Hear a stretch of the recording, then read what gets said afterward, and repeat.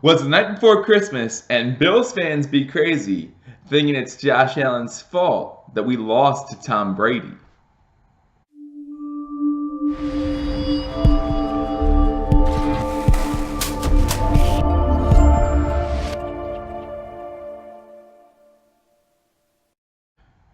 Welcome to Believers Talk. My name is Joe, and welcome to a Christmas Eve edition of the day after post game. Again, guys, happy holidays, Merry Christmas to you. If you're watching either Christmas Eve or you're following maybe a Christmas Day, I don't know when you're watching this video, but again, guys, Merry Christmas to you. Hope you guys have a great, safe, and Merry holiday. We're going to talk about the game yesterday between the Buffalo Bills. New England Patriots did not go the way Bills fans wanted it to go, of course, losing 24-12 in this one to the New England Patriots. New England Patriots winning their 10th game and their 10th division in a row. So guys, I know a lot of us hate the Patriots. We hate their winning ways and all that kind of stuff, but we do have to give credit where credit's due. Congratulations to the New England Patriots for winning their 10th straight division. Only two teams now in the four major sports, NHL, MLB, NBA, and NFL, only two teams ever have won 10 or more divisions. That's the Atlanta Braves from the early 90s to the early 2000s, winning 14 straight. And now the New England Patriots. So you got to give credit where credit's due. Give the devil his due. Tom Brady, Bill Belichick just can't be matched. 10 straight divisions in the NFL. Probably the best tandem that we've ever seen. And, you know, and to some degree, we're all fortunate that we get to see greatness play. We get to see Peyton Manning. We got to see Tom Brady. We got to see, if you're old enough, Joe Montana and Steve Young. So, you know, you got to see all these great quarterbacks, all these great tandems, Dan Marino, Don Shula, together in this era, you know, in my lifetime. So very grateful for that. But do give the New England Patriots their credit. 10 straight divisions, whether you say they cheated or not, which could be another video. That's fine, but 10 straight divisions, that's impressive. No other football team has done that in history. But again, as I said, we lose this one 24-12. We'll start going through the stats in this game, and then I'll give you some of my perspective. 3 good things, 3 bad things that we saw from this game, maybe from the Buffalo Bills side. Don't know why people are blaming Josh Allen for this game. And going into this game, rookie quarterbacks were 0 for 9 in Gillette Stadium, and that includes Deshaun Watson last year, even though Deshaun Watson played great last year, but 0 for 9 in Gillette Stadium against Bill Belichick and Tom Brady. So as a Bills fan, I streamed it. I was saying, hey, this is our Super Bowl, need to win this one, all that good stuff. I wanted us to win. I expected us to win. You always expect your team to win, but it just didn't happen. It just didn't happen. And you know what? This loss is no. Actually, I saw a lot of positives from this game, playing the New England Patriots in Gillette Stadium, again, a place where no rookie quarterback has won ever. So I want to go through some of those things with you. People need to stop talking about how this is Josh Allen's fault. Josh Allen didn't play that bad.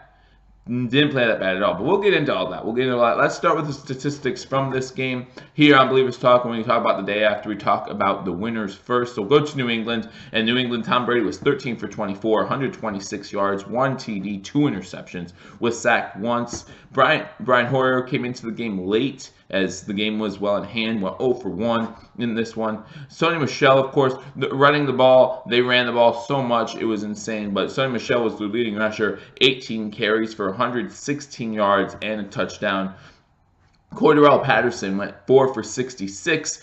James White, 8 for 41 and a touchdown. Burkhead was 13 for 39. Dorsett, 2 for 13. And even Hoyer went 2 for -2 yards. But yeah, they ran all day against us, and that was the big problem in this game, running for over 250 yards. It's the most a Patriots team has rushed for since 2013 when they played against, you guessed it, the Buffalo Bills. So crazy how well they ran the ball. You look at Tom Brady's stats, 13 for 24, just over 50%, but he didn't have to be effective in this game. 1 touchdown, 2 interceptions. I actually think the Bills' pass defense still did a great job. Unfortunately, we could not stop the running attack. We had 2 interceptions. We forced a fumble. We did everything I think we could on defense, minus the allowing 250 yards rushing. So, leading receiver is Julian Edmonds, 6 receptions, 70 yards, and a touchdown. Burkhead had 4 receptions, 40 yards. He's the one who fumbled the ball after a reception early in the first half. James White went 2 for 13, and Cordarrelle Patterson 1 catch for 3 yards. That means Gronkowski didn't have a catch. So that was pretty impressive, right? Their leading tackler was Patrick Chung, who had five tackles. McCourty had an interception, and so did JC Jackson, I apologize. He also had an interception. Sacks on the day, they didn't record a sack, it says on the corner here. I thought they had a sack though, but I'll let you guys know that in a second. Because we go over to the Buffalo Bills side of the ball. Josh Allen, 20 for 41, 217 yards, 1 touchdown, 2 interceptions, no sacks. So there were no sacks by the Patriots on Josh Allen, which is a good thing. A good thing to see that they're not getting to the quarterback. It stinks that we can't get to the quarterback more, but they didn't get to our quarterback. Keith Ford was our leading rusher, 7 rushes for 33 yards. Josh Allen, 5 rushes for 30 yards. LeSean McCoy, 6 rushes, 9 yards. Part of my 3 keys to victory was LeSean McCoy doing his thing. That's not doing 6 for 9. That's not doing your thing. That's not doing your thing. I saw an article the other day about how LeSean McCoy not doing well this season is only going to help the Bills next season. And it can. He could come out with something to prove, right? But what if he's just lost it, right? What if he's just lost it? I don't want to believe that. He'll be our running back next season. I hope that he still has something left in the tank. But what if he doesn't? Then what? We'll probably release him mid-season if he doesn't do well next season, because next year's the end of his contract. Leading receiver was Zay Jones with 5 receptions, 67 yards, and a late touchdown. Jason Kroom had 4 receptions, 55 yards, and a crucial fumble in the third quarter, which we'll talk about as well. Robert Foster, 4 receptions for 52 yards. Keith Ford, 2 receptions, 14 yards. Deontay Thompson, 1 reception for 11 yards. LeSean McCoy, 3 receptions for 10 yards. And Isaiah McKenzie, 1 reception for 8 yards. Stephen Hauschka went 2 for 3 on field goals, missing a 43-yarder, I believe it was, because it was short.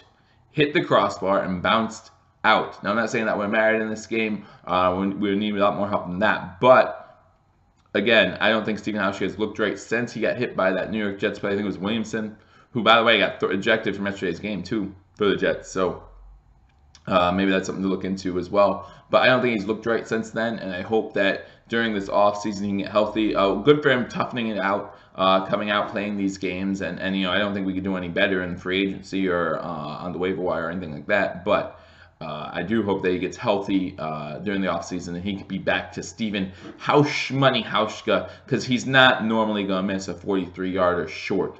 He normally doesn't miss at all, and that's what we like about him. But to miss a 43-yarder short, something must be up there. It's kind of like watching Cam Newton throw a football not too long ago, 2-3 weeks ago, right? Just something didn't look right.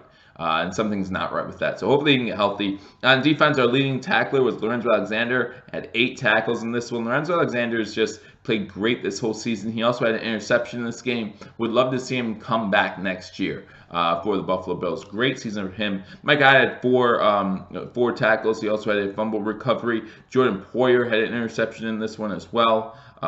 So great job. And Jordan Poyer also had the sack. So he had a great game as well. So those are the stats from this game. Again, the Bills lose 24-12, dropping them to 5-10 on the season. Some things from this game, some news, some notes.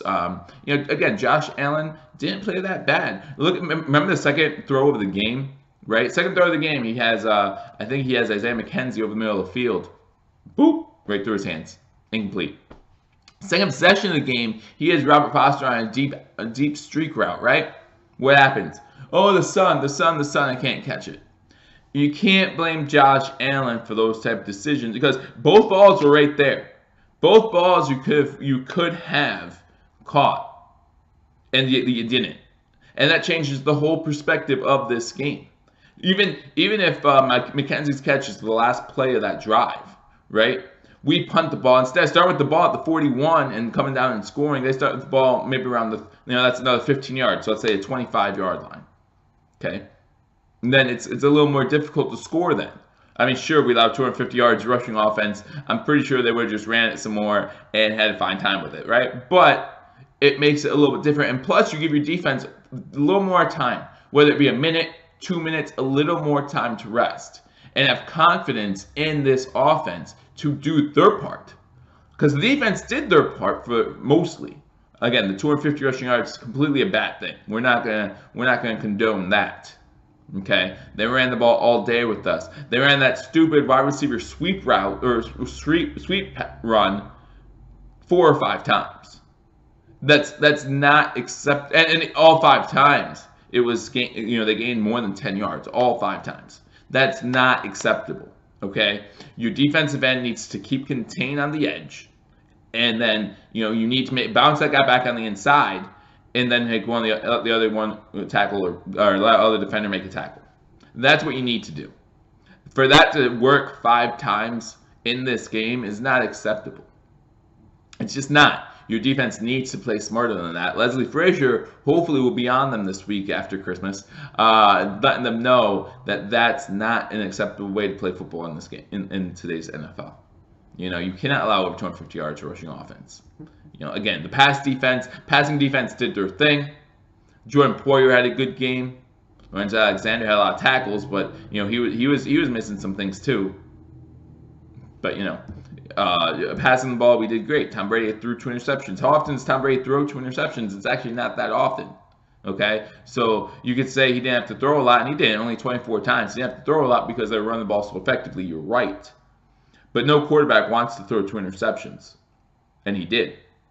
So that's something to say is a positive, right? Lorenzo Alexander with that interception and coverage on James White, great play. Big hit by Thompson, who's taking over at linebacker for an injured Mike Milano. Big hit on Burkhead, causing a fumble, and then Poyer recovers it. Hyde recovers it. Poyer later in the game gets an interception. We look at the third quarter. We come out at from halftime, and the Bills' offense is moving the ball a little bit. We get help from a turnover, right? Get 2 field goals. Start the second half up 6-0, right? And let's say the second half 6-0 on the Patriots. They come back, score 7, make it 21-6. But then what happens? The offense moves the ball behind Josh Allen, moving the ball fine, moving the ball really well. Jason Kroom catches the pass over the middle of the field, gets inside the 10-yard line. We get excited. He fights for that extra inch, and what happens when he's fighting for that extra inch? He gets stripped. That's the third time this season. That tight end has fumbled the ball, and it's changed the complete trajectory of a game. 3 times. Once against the Indianapolis Colts, okay? Indianapolis scores a touchdown, goes up 7-0 in the second quarter because our defense is holding. Our defense is holding, playing great. Second quarter comes, they march down the field, score a touchdown. We try to enter back, and we're coming downfield. Jason Kroom, completion over the middle of the field. Charles Clay, completion over the middle of the field. Fumble. Indianapolis scores again. Makes it 14-0. And when you're a bad team, I've said this before, when you're a bad team, when things start snowballing, they're going to continue to snowball. Okay? You're not going to be able to come back from it, especially with the rookie quarterback, especially with receivers and running backs who won't make a play for the rookie quarterback. You go to the Chicago Bears game. Close Chicago Bears game, right? And again, both these games actually end up being blowouts for the team that eventually won. Both the Colts beat us pretty soundly and the Bears beat us pretty soundly. But these are definitely turning points in those games. Bears are only up by one score. We're driving downfield. We have an out route to Jason Kroom. He's going towards the sideline, fighting for that extra inch, just like in yesterday's game. And what happens? He fumbles, scoop and score for the Bears. Just like that. This offense is not good enough to get in the end zone a bunch. We've seen that all season. We're averaging 15 points a game. That's how bad our offense is. Okay. So we have to take advantage of every single opportunity we get. Even if that drive ends in a field goal, it's 21-9. It's not a ridiculous score. Going into the fourth quarter, it was still 21-6. It was still a 2-possession game. Believe it or not, it was still a 2-possession game. But no. He fumbles. They go on. Kick that field goal. Make it 24-6. And we know what it is, guys. We know what it is. This Bills offense can't score. But we're going to blame Josh Allen for that. After, we saw Robert Foster lose it in the sun. Robert Foster didn't have a bad game. 4 catches, 52 yards. That's not bad, especially for an undrafted rookie. Right? Not bad. But you catch that ball. Puts us, I think a Patriots safety had an angle on him. I don't think he would have scored. But puts us in New England Patriots territory. Instead, we have to punt again and again and again. It took us in our first 6 possessions, we had 1 first down. For 6 possessions with the ball, we had 1 first down. You're not going to win games that way. You got to be able to move the ball. We got to get this young quarterback some weapons. And you know what? Maybe Robert Foster is the answer for our #1 wide receiver. But if he's going to be the answer for #1 wide receiver, he has to come up with those balls. And he also has to make that play on Stephon Gilmore in the end zone in the 3rd quarter. Allen throws up a 50-50 ball. And you know, Foster does a decent job. He is able to shake off Gilmore. He just mistimes the play, incomplete pass. Make that play, we have a touchdown. We have a game. Instead, we have to settle for a field goal, get 6 points instead of what would have been at that point 10. Second game against the Patriots, 0 touchdowns. 0 touchdowns. And this game, oh no, we scored a touchdown late in this one. We did score a touchdown with Zay Jones late in this one. I'm sorry. I missed it. If you guys watched the stream yesterday, I left a little early to get to a holiday party, and I missed the touchdown. But still this offense has not been able to do much against this New England Patriots defense this season. And it's a shame because the New England Patriots defense is 23rd, I think, overall. Maybe even higher now that they played the Bills twice. So good for them. But you cannot blame Josh Allen for this loss for the simple reason that the wide receivers were not making plays. He put the ball there. He put the ball where it needed to be on those plays. The 2 interceptions were bad. I'm not going to discredit that. He cannot be turning the ball over. But he has to try to force something down the field because this offense has been so putrid, they need something to get going. Okay? Throwing that out route in the 4th quarter, bad decision. Bad decision leads to an interception. Okay? The over-the-top route where he tries to hit Thompson, misses the guy that undercuts the ball and throws an interception. These are both mistakes that are easily correctable. Okay, it's not like he's thrown across his body again or something like that where I lose my mind. But these are easily correctable mistakes, and that's something to look forward to. Josh Allen was a little bit above the rookie average when it comes to rookie averages in Gillette Stadium. Let's go over this. So this was before the Deshaun Watson game last year. Okay, these are the stats I was able to find. The rookie quarterbacks before last year, again, now they're 0 for 9, but they've gone 0 for 8 at that point. 5 touchdowns, 16 interceptions. So for every 1 touchdown, they've thrown 3 picks. Okay, he only had 2. And a 50.7 passer rating. I think his passer rating was like 55, something like that. Now, I know we're not a huge fan of passer rating stats, but I thought I'd show that to you guys just so you know he did do a little bit better than some other quarterbacks have in Gillette Stadium. And so, what did we expect? Did we expect this victory? Was it a foregone conclusion that a 5-9 team was going to go into a place of a 9-5 team? They're 9-5 now, 10-5 for a reason. I get it. They're not the same Patriots of old, but they're still a good team. They're still the benchmark in the AFC East. 10 straight division wins. You can't take that away from them. No one can take that away from them ever. So you look at the positives of this game. Guys, there were very little as far as penalties in this game. Very little penalties in this game. You look at this game, I think we actually only had 2 or 3 penalties. I'm going to look at it for sure right now. 3 penalties for 29 yards. 3 penalties for 29 yards. We can live with that. You know, we're going into this game with almost a 9 penalties per game average. We get 3 in this one. You know, and during the live stream yesterday, someone tried to blame the officials for our loss, and I thought that was kind of crazy to blame the officials when the officials were letting us play. Letting us play. And, you know, we only had 3 penalties. They had 5 for 49. So we beat them in the penalty margin. Look at some other positives. I think some of Josh Allen's throws were positive signs. I really do. I think Josh Allen looked good at times. Avoided the big mistake. I know he threw 2 interceptions late. Both of them, he was trying to force something again, and maybe that's something we need to teach him not to do. Don't try to force something when it's not there. But again, we need talented key positions or whatever on this team so they can make plays. So Josh Allen doesn't have to make all the plays. You know, we gained more passing yards than they did. Maybe that's because we were behind all this game. We had to keep passing, but we did. So, you know, Tom Brady threw 2 interceptions in this game too. So, what are you going to say? And Tom Brady, this is the most interceptions Tom Brady has thrown in a season since 2013. So, That's a stat there. Some of the things I wasn't so keen on, third down conversions, right? We went 2 for 12 on third down conversions. We needed to convert on third downs. We needed to keep our defense off the field, keep their defense on the field. That, again, was one of my 3 keys to victory. We're unable to do that. Time possession, when you run for 250 yards, guess what? You're going to have the ball for a while.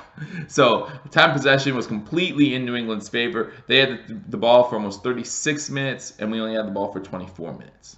Again, you're going to lose games when that happens. You're going to lose games when that happens. And to me, the biggest negative in this game, Jason Kroom. That fumble, that was just a huge backbreaker for this team. The offense, again, is moving the ball at a solid pace. We're moving it inside the 10-yard line again after scoring twice already in the third quarter. And there's a fumble. New England recovers. All momentum lost. So those are my 3 negatives of this game. Again, my 3 positives, you talk about the penalties. 3 penalties, that's great. We need to keep that up.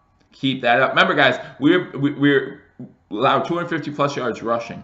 And before the 2 turnovers at the end, I told you guys on the live stream, I said, guys, think about this. Without the penalties, without the turnovers, we were down 14-6 at one point. And, our offense didn't look that good. Did not look that good at all. But at one point, we're down 14-6 because we have no penalties and we were beating them in the turnover department. It was anyone's game for a little bit after halftime. But again, this offense unable to get anything going, can't get in the end zone. Against a team like the Patriots, if you can't get in the end zone, you're going to lose the game. Period. 3 field goals attempt by Steven Hauschka. It's not going to do it. Not going to do it. So that's it for me on this special Christmas Eve edition of Post-Game Talk. The Buffalo Bills again lose 24-12. New England wins their 10th division title in a row. Only the second team in the 4 major sports to win 10 or more division championships. So good for them. They deserve it. They don't deserve it. Whatever you say, you can't take away from them. If you're a football fan, you gotta admit it's an amazing feat.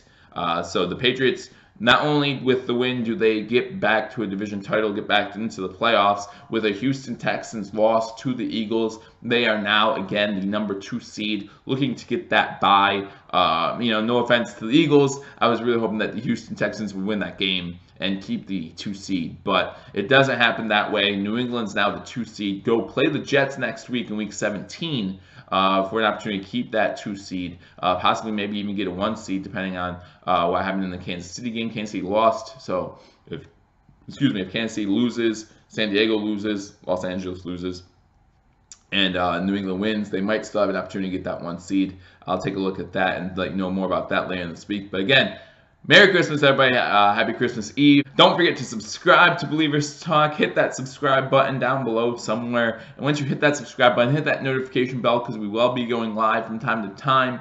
Like this video. Give it a thumbs up. It doesn't hurt. It helps me out a lot with YouTube, so I would appreciate it greatly. Maybe make that my Christmas gift. There you go. Like these videos. And also follow me on Twitter. My Twitter feed's in the description below. During the postseason, I'll be doing some polls, seeing what games you guys want me to live stream. I'll probably try to live stream at least 1 game a weekend during the playoffs, minus the Super Bowl. But I look forward to doing that. I'll do that for you guys. But other than that, again, don't forget to subscribe, like this video, follow me on Twitter. Thank you for watching. Have a happy holiday, and I'll see you soon. But till then, go Bills.